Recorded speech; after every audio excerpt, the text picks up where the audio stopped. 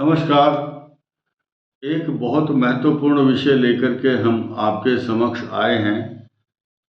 गीता और रामायण पढ़ने से क्या लाभ होता है और क्यों पढ़ना चाहिए, इस पर अब नई जो युवा पीढ़ी है उसको विचार करना बहुत ज़रूरी है।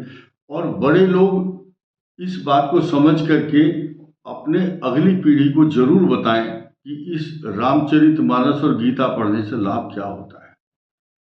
देखिए, रामचरितमानस और गीता का एक श्लोक आप एक चौपाई रामायण की या एक श्लोक गीता का रोज पढ़ेंगे तो कई करोड़ लाभ रोज होंगे आपको।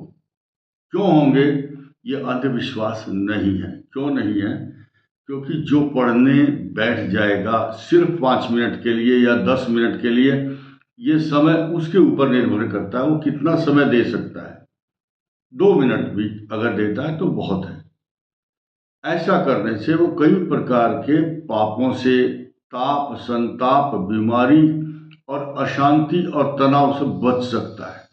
इसके साथ साथ उन सब पापों से तो बचेगा ही, उतनी देर जितनी देर वो पूजा कर रहा है या रामचरितमानस गीता का पाठ करता है, संसार के बुरे कार्यों से बच जाता है। मैं उदाहरण दूंगा और टेस्टेड इस बात को प्रमाणित करूंगा कि कैसे लाभ होता है। एक, अगर जीवन में यही लौकिक यानी कि इस लोक में और परलोक में समस्त सुखों को प्राप्त करना है तो गीता और रामचरितमानस या धर्म ग्रंथ, जो व्यक्ति जिस मजहब का है उस मजहब के अपने ग्रंथ को पढ़ने से उसको मानसिक शांति तो प्राप्त होगी ही, लेकिन परलोक में भी उसका परलोक सुधर जाएगा, सुख प्राप्त होगा। इस लोक में सुख को भोकर वैकुंठ लोक को प्राप्त करेगा।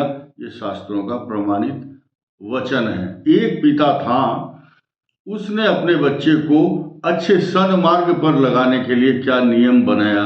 कहा कि बेटा 1 रुपया रोज दूंगा, रामचरितमानस या गीता का पाठ किया करो। बच्चा तैयार हो गया 1 रुपये के लालच में, तो रोज पढ़ने लगा। 1 पेज पढ़ता था, जो रुपया पिता ने दिया वो रामचरितमानस के उसी पेज पर लगा दिया। पहचान भी रहती थी कि आज ये पढ़ा, यहाँ रुपया रख दिया। अगले दिन फिर इस प्रकार रोज 1 रुपया मिलता वहां रख देता था। एक दिन पिता ने देख लिया कि ये रामचरितमानस पढ़ने के बाद वो रुपया वही लगा देता है। तो फिर क्या हुआ? बेटे को पिता ने कहा कि बेटा तुम जो ये रुपया रखते हो रामचरितमानस के अंदर, किसी दिन कोई चोर आएगा और वो आपके इन सारे पैसों को चुरा करके ले जाएगा। तो बेटे ने कितना सुंदर जवाब दिया। इस बात को पूरे विश्व को सुनना चाहिए।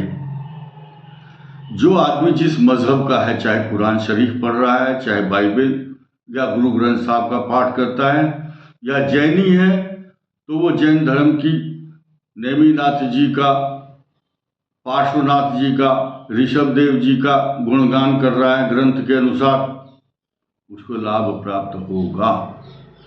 तो वो बेटा जो पढ़ रहा था, उस बेटे ने क्या जवाब दिया कि पिताजी जब हम रामचरितमानस का पाठ करते हैं तो हमारे घर में चोर कभी नहीं आएगा। अगर चोर आ भी गया तो आते ही वो रामायण पढ़ने के लिए थोड़ा ही बैठेगा, वो तो चोरी करेगा। और अगर रामायण पढ़ने के लिए बैठ भी गया तो चोरी कभी नहीं करेगा।